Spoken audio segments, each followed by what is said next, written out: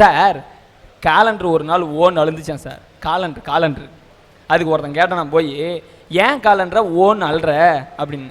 அது காலண்டர் சொல்லிச்சான், அட பாவிகளை, இன்னைக்கெல்லாம் நீங்க ஒண்ணுமே கிளிக்கிறது இல்லை, என்ன மட்டும் ஏன்டா டெய்லியும் கிளிக்கிறங்கன்னு கேட்டுச்சான் சார். சார் அதுக்கடுத்து இன்னொருத்தர் ஓன்னு அழுந்துருக்கிறார் சார். யார் தெரியுமா சார்? கடவுள் தான் அழுறாரு. ஒருத்தன் போய் கேட்டானா, நீ ஏன் அழுற? உங்களே பார்த்து தான் நாங்கள் அழணும், என்ன பார்த்து நீ அழுறீங்களே. அது கடவுள் சொன்னாராம் சார், பாவிகளை, வெளியே இருக்கக்கூடிய சாதத்தை கோயிலுக்குள்ள என்கிட்ட எடுத்து வந்து வச்சுட்டு வெளியே போகும்போது பிரசாதமா ஆயிடுது. வெளியே இருக்கக்கூடிய பச்சை தண்ணி என்கிட்ட எடுத்துட்டு வந்து வச்சுட்டு வெளியே எடுத்துட்டு போகும்போது அது தீர்த்தம் ஆயிடுது. ஆனால் வெளியே இருக்கக்கூடிய மனிதர்கள் என்கிட்ட வந்துட்டு வெளியே போகும்போது ஒரு புனிதனா போனோம், ஆனா ஒரு மனுஷனா கூட போறது இல்லையடா. அதை பார்த்து தான் நான் வேதனைப்படுறேன், அதே பார்த்து தான் நான் வெக்கப்படுறேன் அப்படின்னு சொல்றாங்க சார் கடவுள். ஔவையாரு கடவுளுக்கு முன்னாடி போய் நின்று, இறைவா முத்தமிழான இயல் இசை நாடகம் என்கின்ற முத்தமிழை கொடு அப்படின்னு தான் சார் ஔவையார் கேட்டாங்க. ஆனா நம்பால் எப்படி தெரியுமா சார், 4 நாள் கருப்புறத்தை போயிட்டு கோயில் முன்னாடி கொளுத்தி போட்டு 4000 வேண்டுதல் வேண்டாங்க சார். 4000 வேண்டுதல் வேண்டாங்க. அதுக்கடுத்து அதில் போனாங்க, இதில் போனாங்க, அங்கே வந்தாங்க, இங்கே வந்தாங்க. ஜாதினையும் விட்டு வைக்கல சார் கடவுளை. ஜாதி என்பது ஒன்று, மதம் என்பது ஒன்று, இனம் என்பது ஒன்று, மனிதனுக்கு இதயம் என்பது ஒன்று, மனிதன் உடலிலே ஓடிக்கொண்டிருக்கக்கூடிய ரத்த நிறம் என்பது ஒன்று. அது உலக மக்களுக்கு சரியாக புரியவில்லை இன்று என்று கடவுள் புலம்புனாரா சார். கடவுள் புலம்புனாரா. மதுரை பக்கத்தில் பரசுராமன் பட்டியல சார், அதாவது சதக் அப்துல்லான்னு ஒருத்தர் ஒரு கோயில் கட்டணும்னு ஆசையா சார். ஒரு கோயில் கட்டணும்னு சதக் அப்துல்லான்னு பேரை சொன்ன உடனே உங்களுக்கு எல்லாம் தெரிஞ்சிருக்கும் அவர் என்ன கோயில் கட்டிருப்பாரு. ஒரு மசூதி கட்டியிருப்பாருன்னு நீங்க நினைச்சுக்கலாம். ஆனால் ஒரு முஸ்லிம் இனத்தை சார்ந்தவர் ஜாதி மதம் பார்க்காமல் ஒரு இந்து கோயிலான முருகன் கோயிலை கட்டினார் சார். முருகன் கோயிலை கட்டினார். அந்த முருகன் கோயிலுக்கு கல்யாண முருகன் கோயில்னு வச்சு இப்ப அதுல எத்தனை ஏழைகளுக்கு கல்யாணம் நடந்திருக்கு தெரியுமா சார்? எத்தனை ஏழைகளுக்கு கல்யாணம் நடந்திருக்கு சார். எங்க ஊர் பக்கத்துல சார் வாய் பேசாத ஒருத்தர் சார், வாய் பேசாத ஒருத்தருக்கு 3 பசங்க சார். 3 பசங்களும் ஊமை சார். அதுல 2வது பையனும் ஊமை சார். ஊமை மட்டும் இல்ல சார், உடல்ல ஊனம் கூட சார். அவனுக்கு உடல்ல ஊனம் கூட சார். அவன் காலை பார்த்தங்கனாவே தெரியும் சார். அவன் 2 காலை பார்த்தங்கன்னா அந்த வழியில போறவங்க எல்லாம் 5 10 போட்டுறணும்னு நினைப்பாங்க சார். ஆனா ஐயோ நம்ம பிச்சை எடுத்துட்டா நம்மளை பிச்சைக்காரன்னு சொல்லிடுவாங்களேன்ற ஒரே ஒரு வேதனைக்காக, ஒரே ஒரு வருத்தத்துக்காக அவன் என்ன தெரியுமா சார் பண்ணான்? அவங்க வீட்டு பக்கத்தில் நிறைய தென்னை மரம் சார். தென்னை மரத்தை ஒரு நாள் அண்ணாந்து பார்த்தான். 2 கால் நல்லா இருக்கிறவன் தென்னை மரத்தை ஏறானே, நம்மளால கால் இல்லையே, நம்ம எப்படி ஏறதுன்னு நினைச்சான் சார். ஆனா ஆளே பார்க்காத போது இவனே அந்த ஊனக்காலை வச்சுட்டு ஒவ்வொரு முறையும் ஏறினா சார். ஏறும் போது ஒவ்வொரு முறையும் கீழே விழுந்தான் சார். இவன் மண்டை ஓடிச்சு சார். அவன் மனசு ஓடல சார். அவன் மனசு ஓடல சார். அவன் மனசு ஓடல சார். அதோட விட்டானா சார். அவன் உடல சார். தென்னை மரத்துல ஏறி தேங்காயை பறிச்சுட்டு கையில எடுத்துட்டு வந்து இன்னொரு அதிசயத்தை பாருங்க சார். சைக்கிள்ல பின்னாடி வச்சான் சார். சைக்கிள்ல பின்னாடி வச்சு கட்டிட்டு சைக்கிள் ஓட்டுறான். நீ அவனை பார்த்தனா சொல்லுங்க சார், எப்படிதான் இவன் சைக்கிள் ஓட்டுறான்னு. யாராவது ஸ்டைலா சைக்கிளை ஓட்டினாங்கன்னா அவன் ஓட்டும் போது பார்க்கும்போது சைக்கிள் அழகா தெரியும் சார். யாராவது பந்தாவா பைக் ஓட்டினா அவன் ஓட்டும் போது அந்த பைக் பந்தாவா எனக்கு அழகா தெரியும் சார். யாராவது காரை வளைச்சு வளைச்சு ஓட்டினா அந்த கார் எனக்கு அழகா தெரியும் சார். ஆனா இவன் சார், இவன் தேங்காயை கட்டிட்டு சைக்கிள் ஓட்டும் போது அந்த சைக்கிள் எனக்கு அழகா தெரியாது சார். அவன் ஓட்டவனுடைய முகம் தான் சார் எனக்கு அழகா தெரியும். முகம் தான் சார் எனக்கு அழகா தெரியும். அதோட உள்ள சார் அவன் போயிட்டு அந்த பஜார்ல உட்காந்து இளநீ எல்லாம் வித்துட்டு கடவுள் தூங்குறதுக்குன்னு ஒரு கொஞ்ச நேரம் கொடுத்துருக்காரு சார். அந்த கொஞ்ச நேரத்தை கூட வேஸ்ட் பண்ணாம வீட்டுல உட்காந்து பீடி சுத்துறான் சார். பீடி சுத்தி அவங்க குடும்பத்தை இன்னைக்கு அவன் தான் சார் பிரகாசமா காட்டிருக்கிறான். அவன் தான் சார் பிரகாசமா காப்பாத்திருக்கிறான். அந்த மாதிரி இருக்கக்கூடிய உள்ளம் எங்க? 2 கை காலெல்லாம் வச்சுட்டு சுத்திட்டு ஏமாத்திட்டு பிச்சை எடுத்துட்டு இருக்கிறாங்க. அந்த மாதிரி உள்ளம் எங்க சார்? கடவுள் அந்த மாதிரி ஆளை பார்த்து தான் சார் கேட்கிறாரு, இந்த மாதிரி எல்லாம் ஏன்டா நீங்க வாழ மாட்டேன்றீங்க? கடவுள் என்ன நீங்க தயவு செஞ்சு யாரும் தேடாதங்கடா பாவிகளை. அவனே தான்டா கடவுள். இந்த உலகத்துக்கு அவன் ஒண்டியா போதுனா கடவுள் அப்படின்றதுக்கு உதாரணம். கடவுள் அவனை பார்த்து கையெடுத்து கும்பிட்டாரா சார்? அற்புதமாக அப்படி வாழக்கூடிய ஒரு தன்னம்பிக்கையோடு வாழக்கூடிய ஒரு மனிதரை பற்றி சொன்னீர்கள். அந்த பையன் பேர் என்ன?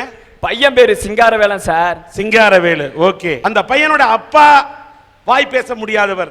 இந்த சிங்காரவேலுக்கு வாய் பேசுறது மட்டுமல்ல, காலு சரியில்லை, ஊனம்.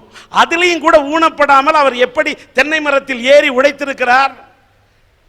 அவர் அதையும் மீறி எப்படி பீடி சுத்தி தன்னுடைய குடும்பத்தை காப்பாற்றி இருக்கிறார் என்று அப்படிப்பட்ட உழைக்கக்கூடிய இதயங்களிடத்தில் தான் இறைவன் இருக்கிறார் என்று ராஜேந்திரன் சொன்னவுடன் அப்படிப்பட்ட மனிதரை பார்க்க வேண்டும் என்ற எண்ணம் உங்களுக்கு தோன்றுவதைப் போல சன் டிவியினுடைய அரட்டை அரங்கத்தை சார்ந்த எங்களுக்கும் தோன்றிய காரணத்தால் அந்த சிங்காரவேலுவை நாங்கள் வர சொல்லி இருந்தோம்.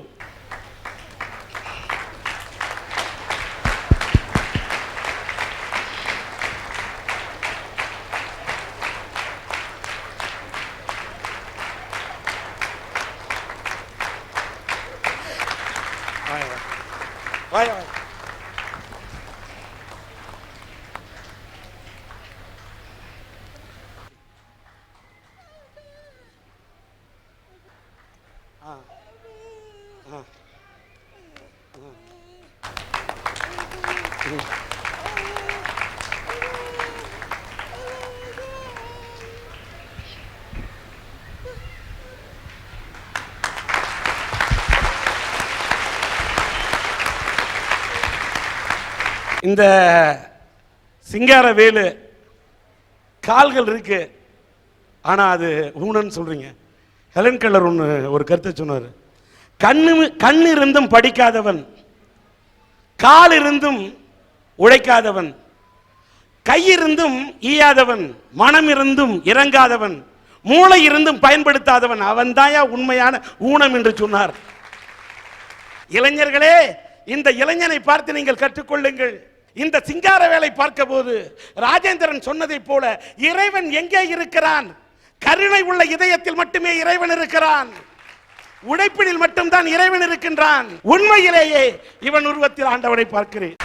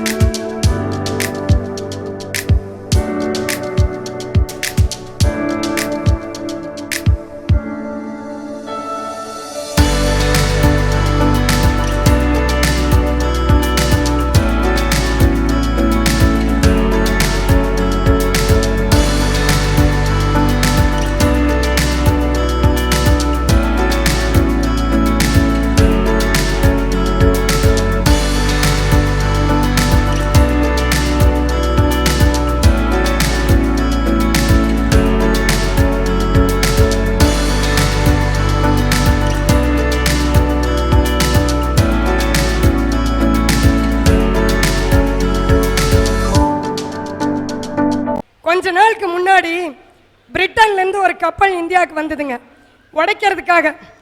ஏன் பிரிட்டன் கப்பல் இந்தியாவுக்கு வரணும்? பிரிட்டனை விட நம்ம டெக்னாலஜியில் முன்னேறிட்டோமா? இல்லை. அந்த கப்பலில் அணு கதிர்வீச்சு அபாயம் இருந்தது. அதனால் பிரிட்டன் தலைவர்கள் வெளியில் வச்சு உடைக்கணும்னு நினச்சாங்க. சரின்னு இந்திய தலைவர்கள் ஒத்துக்கிட்டாங்க. இந்தியாவுக்கு கப்பல் வந்தாச்சு. எதிர்ப்புகளை தலைவர்கள் சட்டம் பண்ணல. கடைசியில் சுப்ரீம் கோர்ட்டு தலையிட்டு அணு கதிர்வீச்சு அபாயம் உள்ள இந்த கப்பலை இங்கே உடைக்க கூடாதுன்ட்டாங்க. ஏனுங்கய்யா, நம்ம நாட்டில் உடைச்சா நாட்டுக்கும் மக்களுக்கும் பாதிப்பு, வெளியில் கொண்டு போய் உடைக்கலாம் அப்படின்னு நினச்சானே அந்த பிரிட்டன் தலைவனா நாடும் மக்களும் நாசமாக போன பரவாயில்ல, கூலியாக கிடைக்கிற பிச்சை காசு எங்களுக்கு போதுன்னு நினச்சானே இவன் தலைவனா?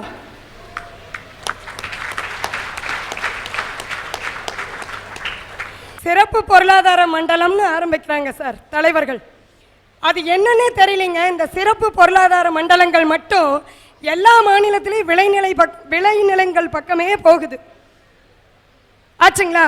அந்த சிறப்பு பொருளாதார மண்டலத்தில் கம்ப்யூட்டர், பிளாஸ்டிக் பொருள், சிறு தொழில் இப்படி தான் ஆரம்பிக்கிறாங்க.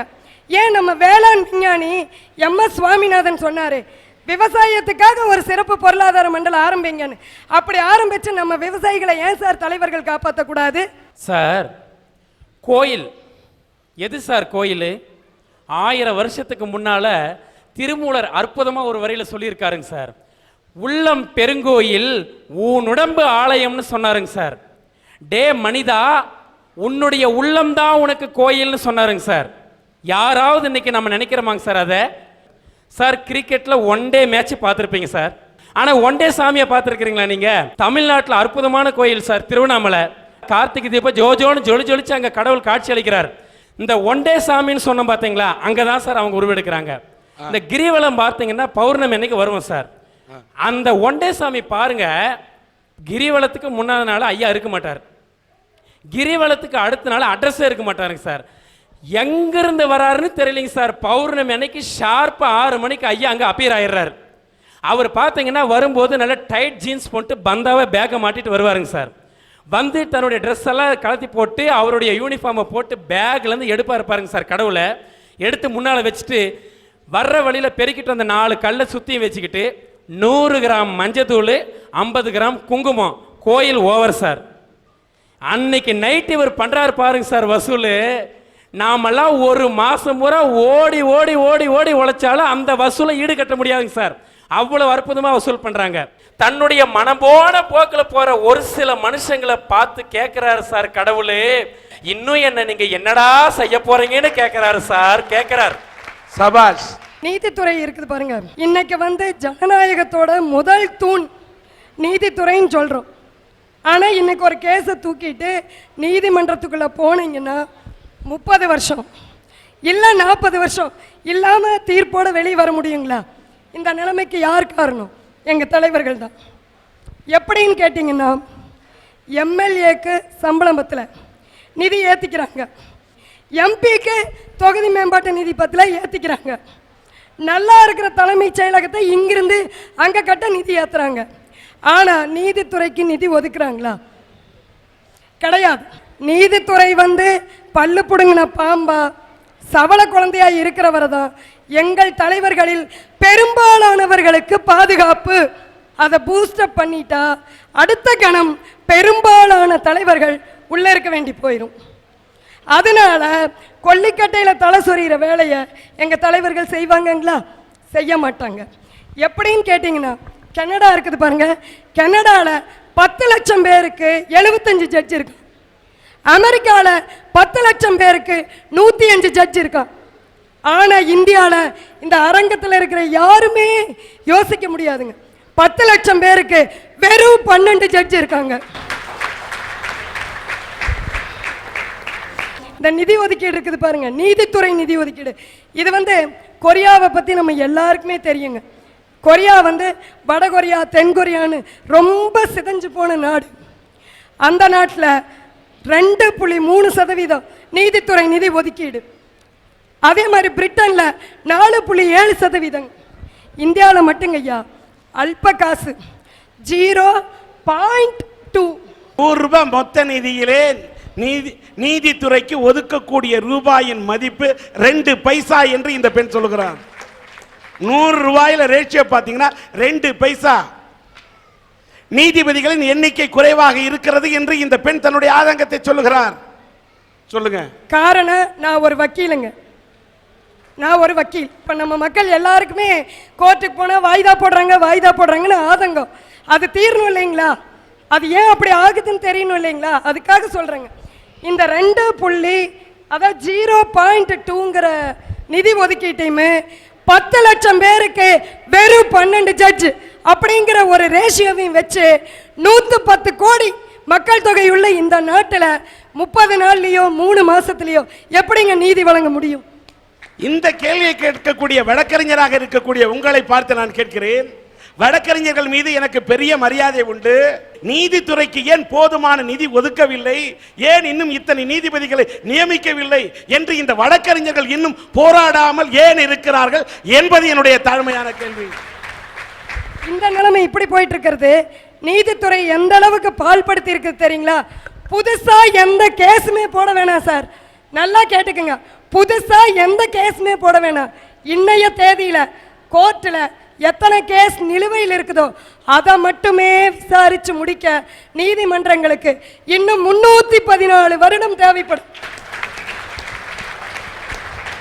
அற்புதமான கருத்து, அற்புதமான கருத்து. 314 வருஷங்கிறது எனக்கு அப்புறம் 40 தலைமுறைக்கு வந்துடும். சட்டத்திலேங்க ஒரு பழமொழி இருக்குது, டிலைடு ஜஸ்டிஸ் டினைடு ஜஸ்டிஸ். அதுக்கு பொருள் என்னன்னு கேட்டீங்கன்னா, காலம் தாழ்த்தி கிடைக்கிற நீதி மறுக்கப்பட்ட நீதி. இதுல இன்னொன்னு லேட்டஸ்டா எங்க தலைவர்கள் ஆரம்பிச்சிருக்காங்க, நீதிபதிகள் இடஒதுக்கீட்டில் எங்கள் ஜாதிக்கு முன்னுரிமை. இல்ல சார், நான் தெரியாம கேட்கிறேன், நீதி வழங்குறதுக்கு நீதிமான் தான் தேவை, ஜாதிமான் எதுக்கு? ஒருத்தன் நல்லவனா, சட்ட அறிவுள்ளவனா, சொல்ற உண்மையா பகுத்து பார்க்கக்கூடிய தன்மை உள்ளவனா இருந்தா அவன் நீதிபதியா இருக்கலாம். அங்க ஜாதிக்கு என்ன வேலை? அதே மாதிரிங்கய்யா, எங்கள் ஊரில் அரசியலில் விளையாட்டும் விளையாட்டில் அரசியலும் கலந்ததால் ரெண்டுமே நாசமா போச்சுங்க. ஒரு நிமிஷங்க, ஏன்னு கேட்டீங்கன்னா எல்லா விளையாட்டு துறையும் இருக்கு. கிரிக்கெட் இருக்கு, ஹாக்கி போட்டி இருக்கு, வாலிபால் இருக்கு. ஆனா இந்த அரசியல்வாதி எதுக்கு தலைவரா போகணும்னு விரும்புறான்? கிரிக்கெட்டுக்கு தானே. ஏன்? நல்ல காசு. எங்க தலைவர்கள் இன்னும் என்ன எங்களுக்கு செய்ய போறாங்க அப்படின்னு நான் கேட்கவே இல்லைங்க. அவங்க செய்தாலும் செய்யாவிட்டாலும் அவர்களை நாங்கள் தலைவர்களாக ஏற்றுக்கொண்டு விட்டோம். இதையெல்லாம் தாண்டி எங்களை எது காப்பாத்துதுன்னு நீங்க நினைக்கிறீங்க? பாரதி பாடினானே, யாதுமாகி நின்றாய் காளி எங்கும் நீ நிறைந்தாய், தீது நன்மையெல்லாம் நிந்தன் செயல்கள் அன்றி இல்லை, போதும் இங்கு மாந்தர் வாழும் பொய்மை வாழ்க்கை, எல்லாம் ஆதிசக்தி தாயே நீயே துணை அப்படின்னு ஜெகன்மாதாவை சரணடைஞ்சிட்டாங்க. உங்களுடைய இந்த கோரிக்கைகள், உங்களுடைய இந்த குரல் அரட்ட அரங்கத்தில் மட்டுமல்ல, இந்திய மாமன்றத்திலே மக்களுடைய மனதில் ஒலிக்க வேண்டும். எதிர்காலத்தில் நீதித்துறை ஜொலிக்க வேண்டும் என்று அந்த ஆதிபராசக்தியிடம் வேண்டுகின்றேன்.